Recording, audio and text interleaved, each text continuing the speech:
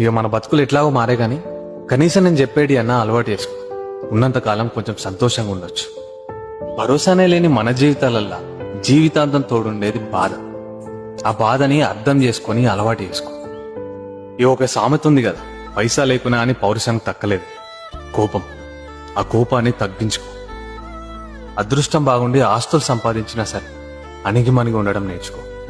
చివరిగా ఒక మాట, నరం లేని నాలుకేళ్ళు మాట్లాడే మాటలతో కంటే నీ కన్నీళ్లు తుడుచుకొని కష్టాలతో కొట్లాడు.